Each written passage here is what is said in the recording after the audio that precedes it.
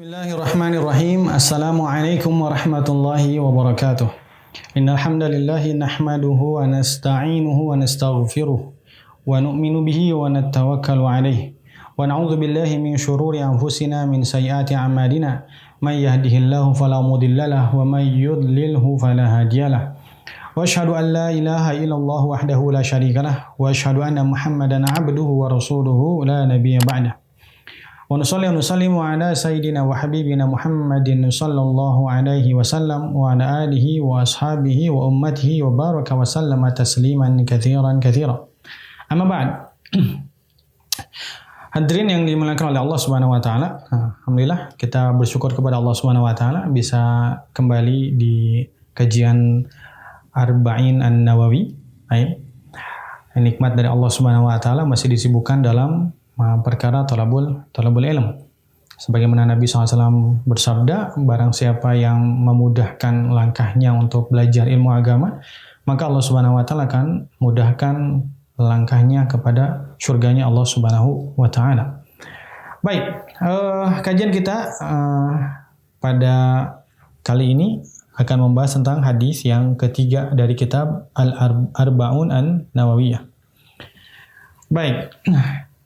An Abi Abdurrahman Abdullah bin Umar radhiyallahu ta'ala anhuma annahu qala Rasulullah sallallahu alaihi wasallam buniyal islamu ala khamsin syahadati an la ilaha illallah wa anna muhammadar rasulullah wa iqamis salati wa ita'iz zakati wal haji wa shaumi ramadhana.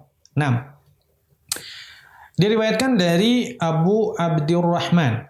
Jadi Abu Abdurrahman ini adalah kunyah daripada Abdullah bin Umar Ibnu Khattab radhiyallahu taala anhuma. Nama beliau adalah Abdullah bin Umar. Kalau kita sering mendengarnya dengan Ibnu Umar. Beliau berkata bahwasanya Nabi SAW bersabda, Bunyal Islamu, Islam itu dibangun ala khamsin, di atas 5 hal. Syahadati an la ilaha illallah, syahadat la ilaha illallah, wa anna Muhammadar Rasulullah, dan Muhammad adalah Rasul Allah sallallahu alaihi wasallam. Muhammad sallallahu alaihi wasallam adalah Rasulullah subhanahu wa taala. Kemudian wa iqamis shalah, menegakkan salat, wa ita'iz zakah, menunaikan zakat, wal haji, kemudian menunaikan ibadah haji ke Baitullah, wa shaumi ramadhana, dan puasa pada bulan Ramadan. Baik, hadis ini dalam hadis Arba'in diriwayatkan oleh Imam Al-Bukhari, ya, hadis nomor 8 pada kitab sahihnya. Kemudian dan diriwayatkan juga oleh Imam Muslim pada kitabnya yaitu Sahih Muslim hadis nomor 16. Baik. Jadi faidah yang kita dapatkan daripada hadis ini bahwasanya Islam itu dibangun di atas 5 perkara yang sudah dijelaskan pada hadis sebelumnya. Ketika malaikat Jibril bertanya kepada Nabi SAW, ya Muhammad SAW, akhbirni anil Islam. Kabarkanlah kepada saya tentang Islam. Maka Nabi SAW menjelaskan tentang rukun Islam, yaitu syahadat, ya, bersaksi bahwasanya tidak ada ilah kecuali Allah Subhanahu wa taala. Kemudian bersaksi bahwasanya Muhammad SAW adalah utusan Allah Subhanahu wa taala. Kemudian salat, kemudian zakat, kemudian puasa, kemudian haji pada riwayat Jibril. Sekarang pada riwayat Ibnu Umar ini dibalik antara takdim dan takhir. Ya, kalau pada riwayat Jibril, hadis Jibril, yaitu rukun yang keempat adalah puasa dan rukun yang kelima adalah berhaji. Nah, pada hadis yang ketiga, maka rukun yang keempat adalah berhaji dan rukun yang kelima adalah puasa pada bulan Ramadan. Nah, maka ulama mengatakan Ibnu Umar meriwayatkan hadis ini dengan makna. Dengan makna. Jadi takdim dengan takhir tidak merubah daripada substansi daripada rukun Islam, maka diperbolehkan. Nah, jadi tadi yang dijelaskan adalah rukun Islam, ya. Bersaksi tidak ada ilah kecuali Allah Subhanahu wa taala. Tidak ada yang berhak disembah. Ilah makhluk. Ilah Allah. yang berhak disembah adalah Allah Subhanahu wa taala.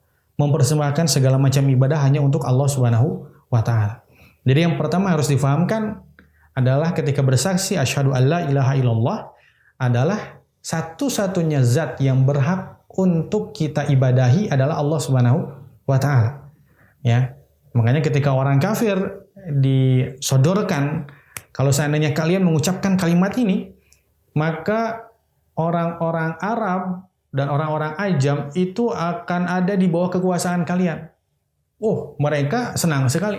Mereka mengatakan, jangankan 1 kalimat, 10 kalimat pun kami siap untuk mengatakan demikian. Asalkan orang-orang sekitar kami, orang Ajam dan orang Arab sekitar kami itu akan tunduk kepada kami. Jangankan 1 kalimat, berikan 10 kalimat. Maka Nabi SAW mengatakan, katakanlah, la ilaha illallah. La, nafi jinsi, menafikan segala macam peribadatan. Menafikan segala macam yang berhak disembah.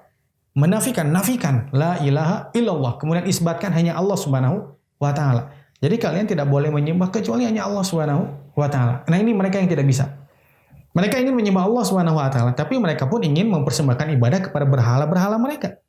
Oke, kami menyembah Allah, kami siap. Tapi jangan kalian menyuruh kami untuk meninggalkan Tuhan-Tuhan kami. Kami siap menyembah Allah plus menyembah berhala kami. Ini yang tidak bisa. Kenapa? Karena menafikan segala macam peribadatan.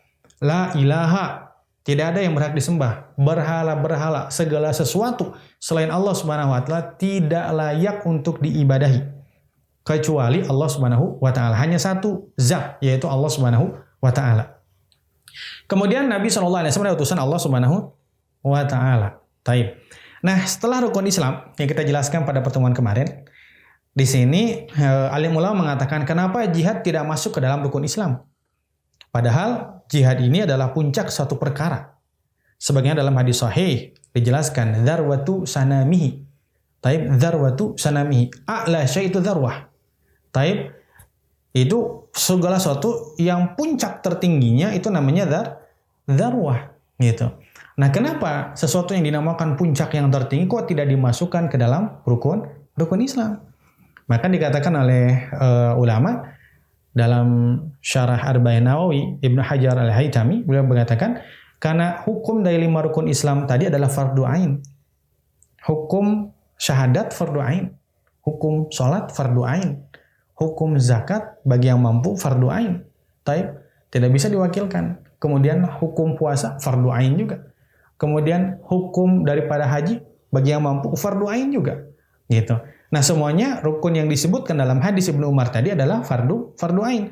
Sementara jihad hukumnya adalah fardu kifayah. Yang mana kewajibannya itu bisa gugur karena banyak sebab. Jadi kewajiban jihad itu bisa gugur karena banyak sebab. Bahkan setelah Futuh Mekah banyak yang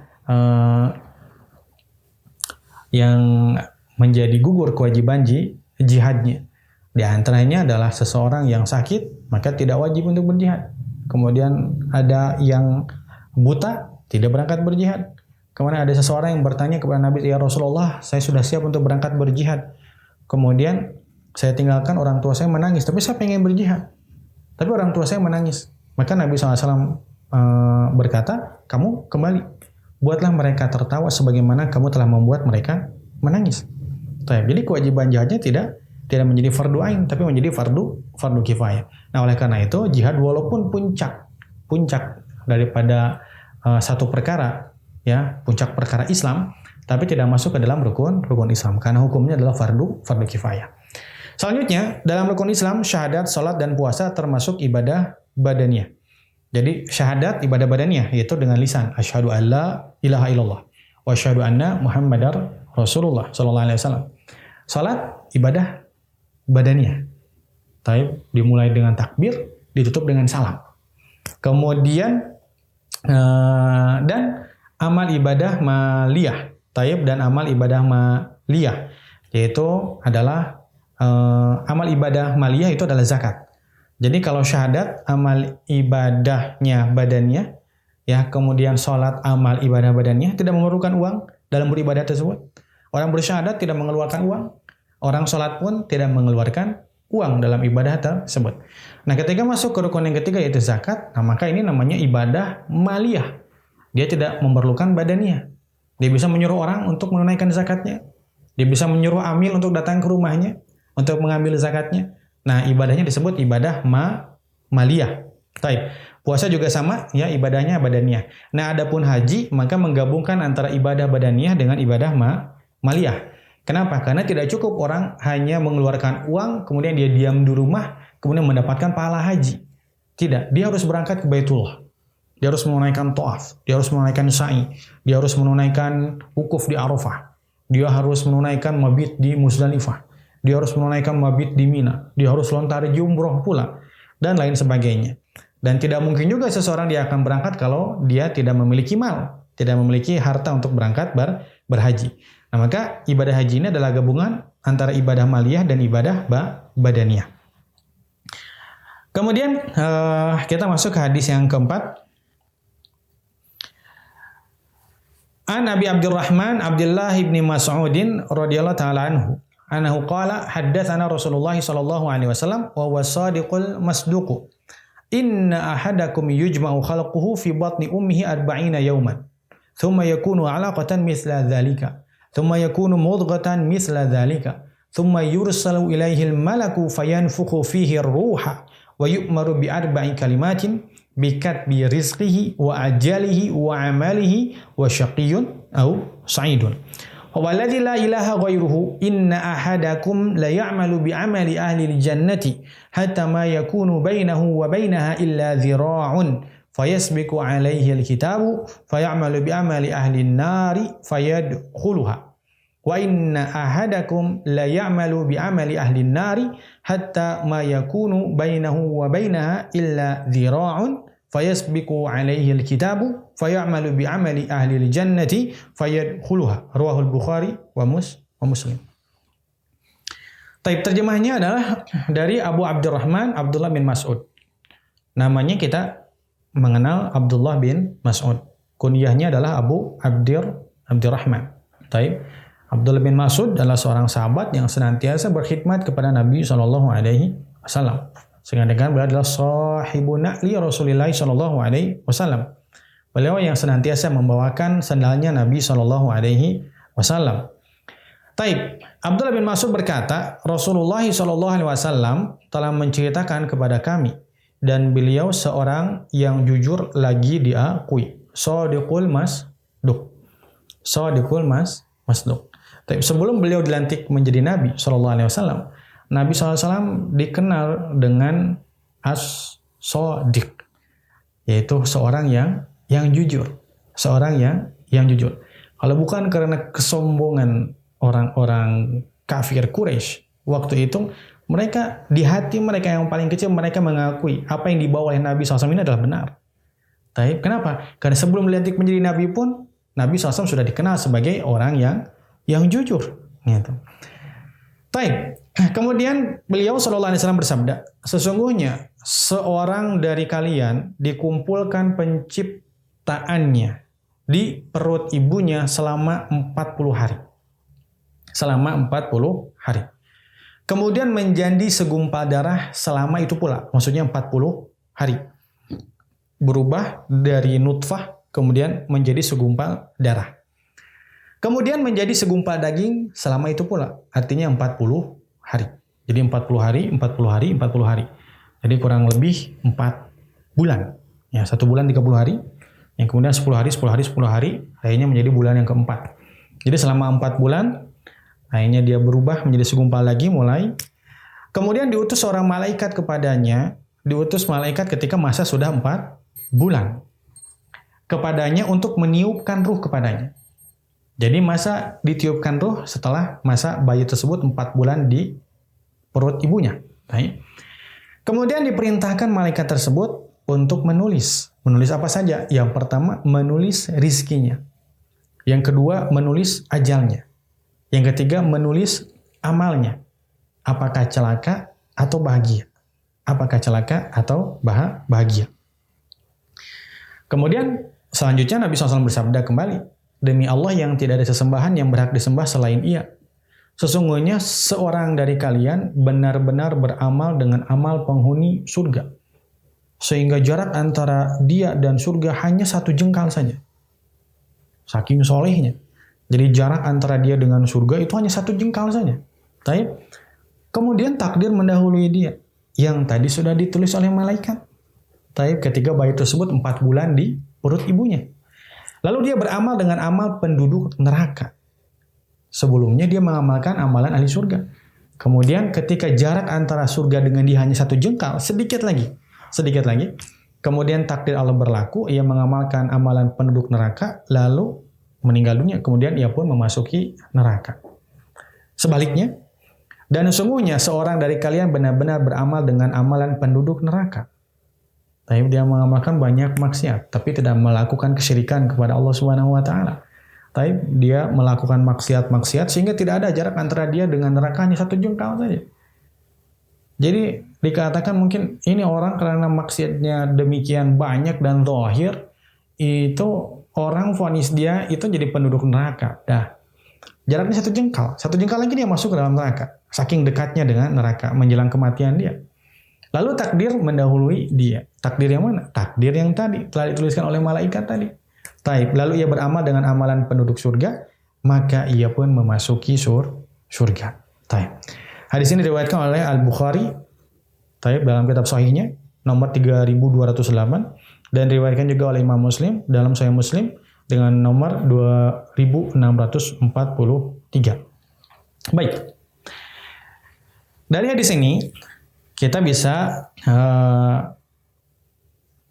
mengambil ibrah, mengambil pelajaran tentang proses penciptaan manusia. Yang pertama adalah berupa air mani dalam rahim selama 40 hari. Taib. Jadi sebelum ilmu pengetahuan ditemukan, taib, ini sudah disampaikan terlebih dahulu oleh Nabi SAW sebelum inkisyaf, sebelum ditemukannya berbagai macam ilmu pengetahuan. Setelah 40 hari berupa air mani, maka air mani tersebut akan berubah. Dia menjadi segumpal darah, tahap yang kedua. Dia menjadi segumpal darah selama 40 hari. Jadi 40 hari dia berupa air mani, setelah itu dia berubah menjadi segumpal darah selama 40 hari. Setelah 40 hari menjadi segumpal darah, maka Allah Subhanahu wa taala rubah. Tapi bentuk darah tadi dirubah oleh Allah menjadi sepotong daging selama 40 hari kemudian. Nah, setelah 40 hari tersebut, masa 4 bulan telah berlalu, maka Allah Subhanahu wa taala akan utus malaikat yang diberikan tugas untuk meniupkan ruh kepada bayi tersebut yang telah berusia 4 bulan. Nah, maka masa kehidupannya dimulai. Kenapa? Jantungnya mulai berdetak. Kehidupannya sudah dimulai. Sel-selnya sudah mulai membentuk badan sampai usia 9 bulan. Allah Subhanahu wa taala membuat pekerjaan yang demikian sulit ya di perut ibu setiap manusia. Bagaimana Allah membentuk mata, bagaimana Allah membentuk telinga, bagaimana Allah membentuk hidung, bagaimana Allah membentuk tangan. Sehingga dikatakan masa penyempurnaan penciptaan manusia ini adalah di perut ibunya. Masa penyempurnaan. Sehingga kalau seseorang dia diciptakan di perut ibunya oleh Allah Subhanahu wa taala tanpa memiliki tangan, kemudian dia lahir ke alam dunia, maka tidak ada seorang pun yang bisa menumbuhkan tangan tersebut. Karena masa penyempurnaan penciptaan manusia Allah jadikan di perut ibunya. Taib. Dan masa untuk penyempurnaan amal bagi manusia adalah ketika di alam dunia. Sama dengan tadi penyempurnaan penciptaan manusia di perut ibunya. Penyempurnaan amal manusia itu ada dalam alam dunia. Sehingga ketika dia masuk ke alam akhirat nanti, kalau ada amalnya yang kurang, maka tidak ada yang bisa menambahnya nanti di alam akhirat. Nah, jadi hikmah dari masa penciptaan ini, 40 hari berupa nutfah, 40 hari kemudian berupa segumpal darah, kemudian 40 hari selanjutnya berupa segumpal daging. Hikmahnya apa? Bahwasanya untuk mencapai kesempurnaan pada setiap sesuatu, itu diperoleh dengan cara bertahap. Tidak bisa secara instan. Jadi Allah Subhanahu wa taala kuasa untuk menjadikan manusia seperti di surga. Bagaimana seseorang nanti ketika ada orang ingin memiliki anak di surganya Allah Subhanahu wa taala, Maka ketika dia berkeinginan waktu itu memiliki anak, maka dia akan hamil dan langsung melahirkan saat itu juga. Dia akan hamil melahirkan saat itu juga. Allah kuasa membuat demikian di alam dunia. Allah kuasa. Tapi Allah ingin memberitahukan kepada kita bahwasanya segala sesuatu itu diperoleh itu secara bertahap untuk mencapai kesempurnaan. Sebagaimana Allah Subhanahu wa taala menciptakan dunia ini dengan secara bertahap. Dan Allah Maha Kuat. Allah Maha Hebat. Allah kuasa untuk menciptakan alam semesta raya dalam sekejap mata langsung jadi semuanya. Allah Maha Kuasa. Akan tapi Allah menciptakannya secara bertahap. Ingin memberitahukan kepada kita untuk mencapai kesempurnaan maka harus diperoleh secara bertahap. Tidak bisa kita memperolehnya secara instan. Kalau seandainya Allah SWT zat yang Maha Kuat aja melakukan demikian dengan cara bertahap, bagaimana dengan kita makhluk yang sangat lemah. Nah, kemudian setelah penciptaan tadi, kemudian malaikat itu diutus oleh Allah Subhanahu wa taala untuk meniupkan ruh. Setelah meniupkan ruh, maka malaikat tersebut akan diperintahkan oleh Allah untuk menulis rizkinya. Apa yang ditulis oleh malaikat? Banyak dan sedikitnya. Jadi kalau Allah Subhanahu wa taala telah mentakdirkan kita, takdir kita adalah satu mangkuk, maka tidak ada satu makhluk pun sekuat apapun, sebanyak apapun yang bisa menambah dan bisa mengurangi takaran takdir rizki tersebut. Banyak ataupun sedikit, menambah atau kurang, tidak ada satu orang pun yang bisa merubah takdir tersebut. Kemudian halal dan haramnya telah Allah Subhanahu wa taala takdirkan. Dari arah mana ia dapatkan? Itu pun sudah Allah Subhanahu wa taala takdirkan. Gitu. Nah, apakah masa pertama ditulis ajal itu ketika malaikat diutus oleh Allah Subhanahu wa taala ketika bayi sudah berusia 4 bulan? Taib. Dikatakan oleh ulama tidak demikian. Kenapa? Karena Allah Subhanahu wa taala menciptakan makhluk yang paling pertama adalah kolam. Makhluk yang paling pertama adalah kolam. Nah, kolam ini diperintahkan oleh Allah Subhanahu wa taala, uktub, tulis. Maka kolam ini ia bingung diperintahkan oleh Allah untuk menulis. Nah, sementara ia harus menulis apa? Maka ia bertanya kepada Allah Subhanahu wa taala, apa yang harus saya tulis wahai Allah? Maka Allah Subhanahu wa taala perintahkan, uktub ma huwa kainun ila qiyami as-saah. Tulislah segala sesuatu yang akan terjadi saat itu sampai hari kiamat. Sampai hari kiamat. Jadi kejadian-kejadian dari mulai kolam diciptakan itu sampai nanti akhir masa nanti yaitu hari kiamat sudah Allah Subhanahu wa taala tuliskan. Sebelum Allah ciptakan manusia, sebelum Allah ciptakan arwah, sebelum Allah ciptakan langit, sebelum Allah ciptakan bumi, sudah Allah Subhanahu wa taala takdirkan semua yang akan terjadi sampai hari kiamat. Nah, terus takdir yang ditulis oleh malaikat ini apa? Malaikat ini menulis takdir yang sudah ada di Lauhul Mahfuz. Jadi malaikat ini hanya mengulang kembali sesuatu yang sudah ditakdirkan oleh Allah Subhanahu wa taala sebelum penciptaan makhluk. Hanya mengulang kembali. Datanya sudah ada. Datanya sudah ada di Lauhul Mahfuz. Nah, kemudian yang kedua adalah ajalnya. Pendek atau panjang usia dia sudah Allah Subhanahu wa taala takdirkan. Jadi tidak ada yang bisa menambah, tidak ada yang bisa mengurangi ajal manusia. Semuanya telah ditetapkan oleh Allah Subhanahu wa taala. Yang ketiga adalah amalnya. Ya, amalnya, yaitu yang keempat, apakah amalnya baik atau buruk? Amalnya baik atau buruk. Makanya sahabat ketika Nabi SAW bercerita kepada sahabat bahwasanya Nabi SAW sudah masuk melihat ke dalam surga dan Nabi melihat bagaimana penduduk surga dan Nabi sudah masuk ke dalam neraka dan Nabi melihat bagaimana penduduk neraka. Padahal surga dengan neraka belum dibuka, tapi dimensi waktu Allah buka untuk Nabi SAW. Tandanya penghuni surga sudah Allah tetapkan. Tadi yaitu orang yang ditakdirkan amalnya baik. Penghuni neraka sudah Allah tetapkan. Siapa? Tadi yang amalnya buruk. Makanya para sahabat bertanya, ya Rasulullah, kalau seandainya kami mengerjakan sesuatu yang sudah ditetapkan oleh Allah Subhanahu wa taala sebelumnya, terus untuk apa kami beramal? Kalau toh akhirnya sudah Allah tetapkan mana yang baik dan mana yang buruk. Maka Nabi SAW mengajarkan, i'malu, kalian tetap beramal. Fakullun muyassarun lima khuliqa lahu. Dan setiap orang dia akan dimudahkan untuk beramal sesuai dengan tempat kembalinya nanti.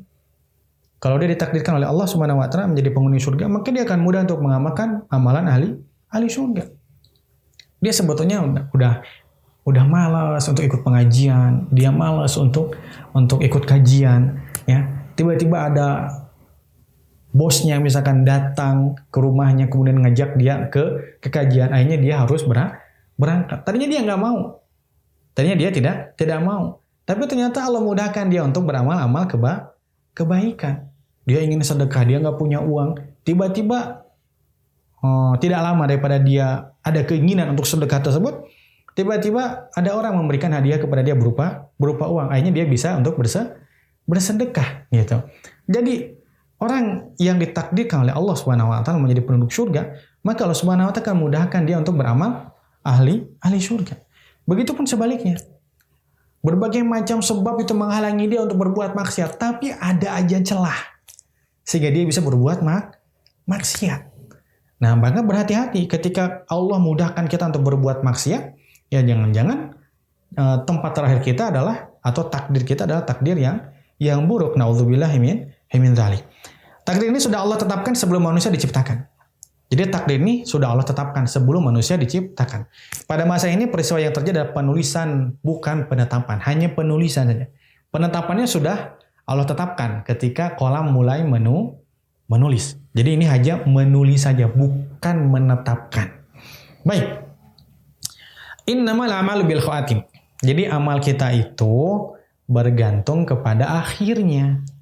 Ada yang dinamakan husnul khawatimah, ada yang dinamakan su'ul khatimah.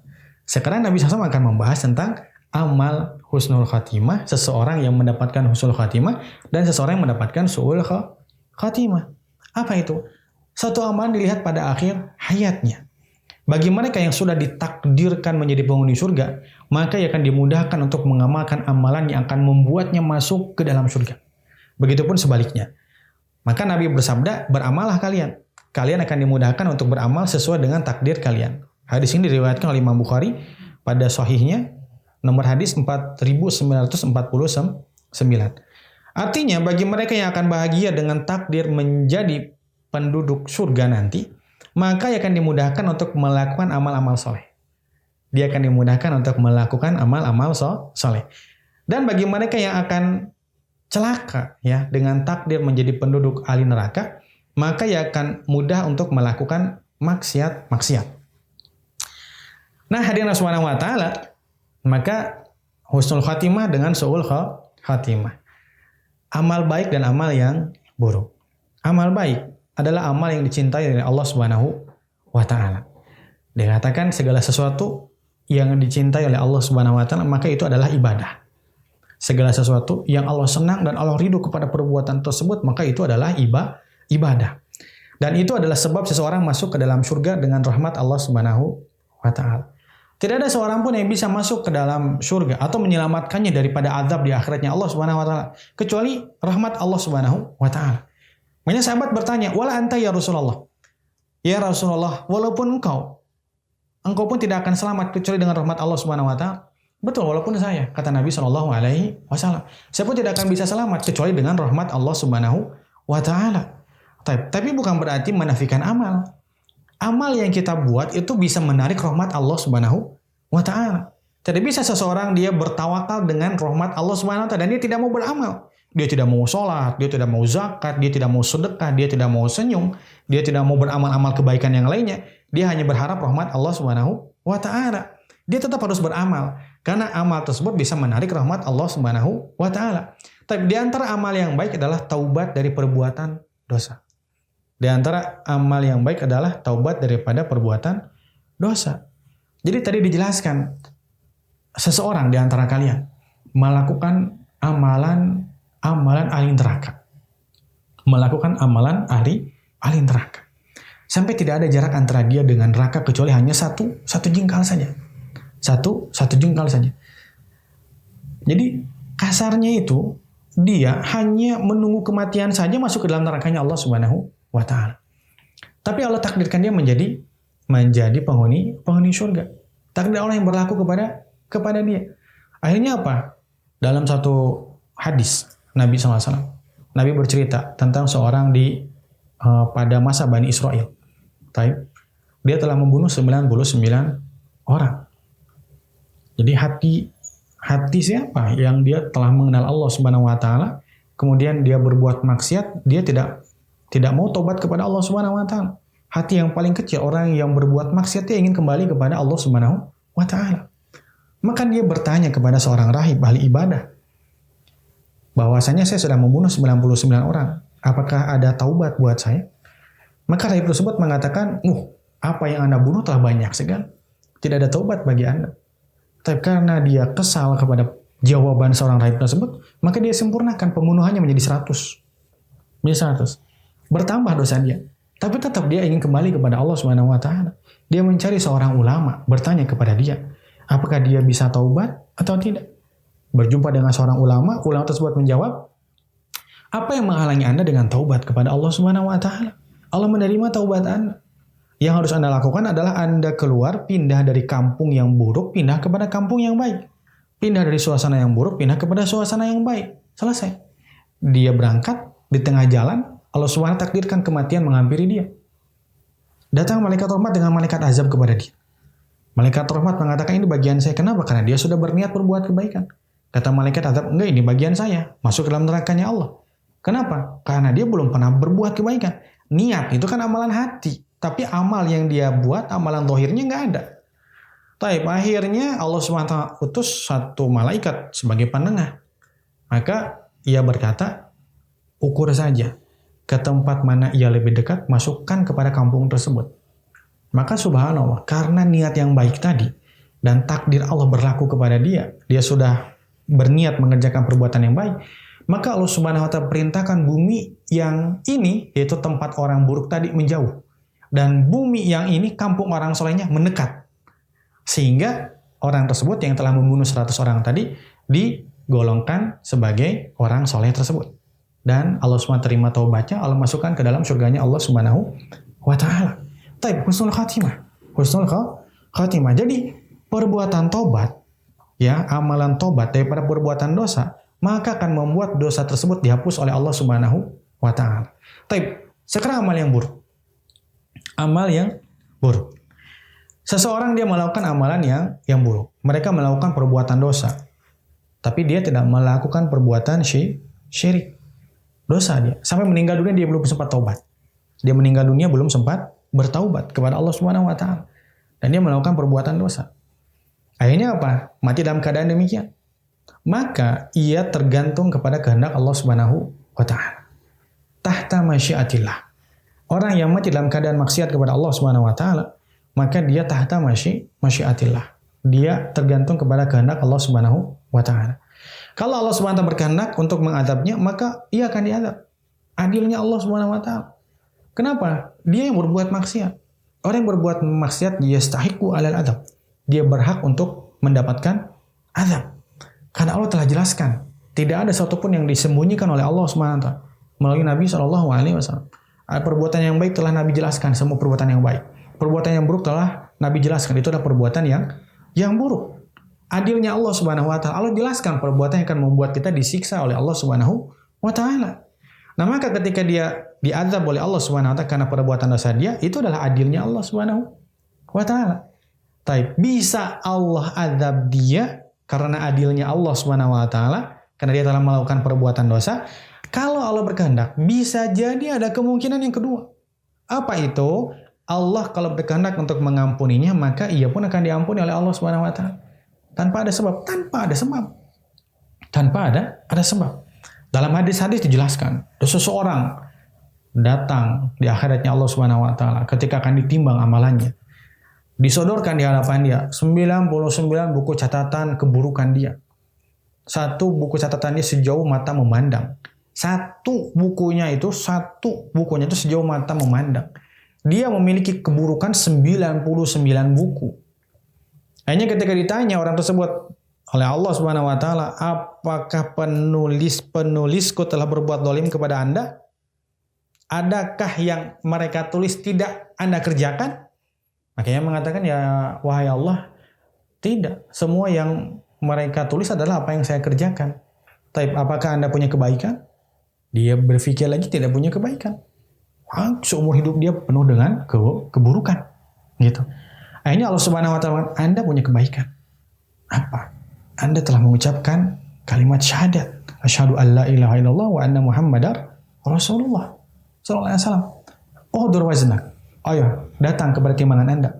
Kemudian dia diserahkan kepada dia satu kertas yang tertulis syahadat tadi. Maka ia mengatakan, ya Allah, apa gunanya, apa faedahnya kertas ini ya Allah? Dibandingkan dengan 99 buku catatan keburukan saya. Oh terwazna, datang Anda kepada timbangan Anda. Hanya ketika datang kepada timbangan, satu sisi timbangan diletakkan 99 buku catatan keburukan dia. Kemudian satu bagian timbangan yang lain diletakkan kertas tadi yang bertuliskan syahadat. Ketika diletakkan, ternyata timbangan yang berisi kertas syahadat tadi maka lebih berat dibandingkan 99 buku catatan keburukan dia. Terbang semua buku catatan keburukan dia. Sehingga yang tersisa hanya tadi kebaikan syahadat la ilaha illallah Muhammadur Rasulullah. Tapi kalau sudah keburukannya hilang, maka masuk kemana? Masuk ke surganya Allah Subhanahu wa ta'ala. Begitu banyak kisah-kisah ataupun cerita-cerita yang Nabi ceritakan kepada sahabat ya dalam hadis Nabi SAW, bagaimana sayangnya Allah Subhanahu wa ta'ala kepada umat. Seseorang datang di akhiratnya Allah Subhanahu wa ta'ala, ditunjukkan dosa yang kecil, dia punya dosa yang besar. Allah perintahkan tampakkan kepada dia dosa yang paling kecil. Maka ketika ditampakkan dia kaget. Kenapa? Karena dosa ini sangat kecil sekali. Tapi ternyata tidak luput daripada Allah Subhanahu wa ta'ala. Mulai dia ketakutan, kalau dosa yang sangat kecil saja Allah bisa tahu dan tidak luput kepada perbuatan tersebut, bagaimana dengan dosa yang lebih besar lagi? Maka ditampakkan dosa-dosa kecilnya, ditampakkan. Maka setelah ditampakkan dia tambah takut, tambah khawatir akan dimasukkan dalam nerakanya Allah Subhanahu wa ta'ala. Maka setelah ditampakkan dosa-dosa kecilnya, maka malaikat berkata kepada dia, udkhulil jannah, ayo kamu masuk ke dalam surga. Kaget dia, lah kok disuruh masuk ke dalam surga? Maka dia berkata kepada Allah Subhanahu wa ta'ala, ya Allah, saya punya dosa lain selain dosa kecil ini. Ini yang membuat Nabi SAW tertawa.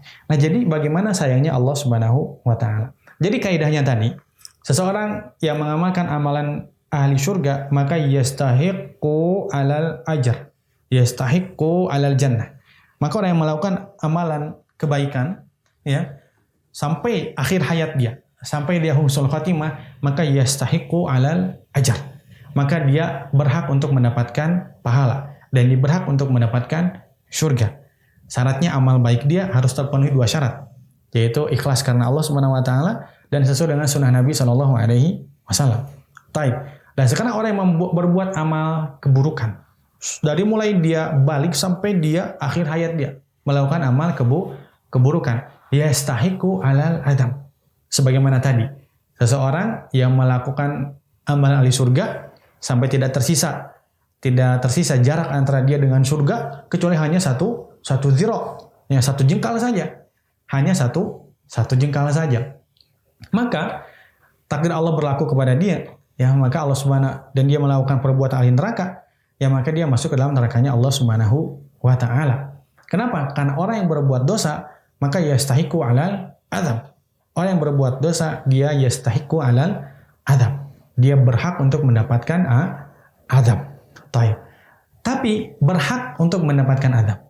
Akan tetapi mereka yang berbuat dosa tadi, melakukan amal buruk tadi, ketika masuk di akhiratnya Allah Subhanahu wa ta'ala, tahta masyiatillah, itu di bawah kehendak Allah Subhanahu wa ta'ala. Kalau Allah berkehendak untuk mengadab dia, maka Allah akan mengadab dia. Tapi kalau Allah berkehendak untuk mengampuni dia, maka Allah Subhanahu wa ta'ala akan mengampuni dia dengan tanpa sebab apapun. Kenapa demikian? Itu hak prerogatif Allah Subhanahu wa ta'ala. Haknya Allah Subhanahu wa ta'ala. Manusia ciptaan Allah Subhanahu wa ta'ala terserah Allah Subhanahu wa ta'ala. Nah, maka hadirin yang dimuliakan oleh Allah Subhanahu wa ta'ala, maka dari hadis ini maka kita hendaklah meminta selalu kepada Allah Subhanahu wa ta'ala untuk mendapatkan husnul khatimah. Kemudian bagaimana senantiasa kita berhati-hati dalam amalan kita, ya, khawatir ketika kita melakukan perbuatan dosa itu adalah akhir hayat kita. Itu adalah akhir hayat kita. Sehingga apa? Sehingga kita digolongkan sebagai orang yang mati dalam keadaan su'ul khatimah. Nah, maka walaupun sebetulnya tahta masyiatillah, di bawah kehendak Allah Subhanahu wa taala, bisa Allah ampuni. Orang yang berbuat dosa tapi tidak berbuat syirik bisa Allah ampuni, tapi masih ada kemungkinan yang lain. Yaitu Allah Subhanahu wa taala mengadab orang yang berbuat dosa. Maka Allah Subhanahu wa taala itu yang bisa disampaikan pada kajian Arba'in Nawawi pada kali ini, ya. Kita tutup majelis kajian ini dan insya Allah kita lanjutkan pada kajian yang akan datang. Wa akhiruhu wallahu a'lam wa sallallahu alaihi wasallam Muhammadin nabiyil ummi wa ala alihi wa sahbihi ajmain. Subhanakallahumma bihamdika asyhadu an la ilaha illa anta astaghfiruka wa atubu ilaik. Assalamualaikum warahmatullahi wabarakatuh.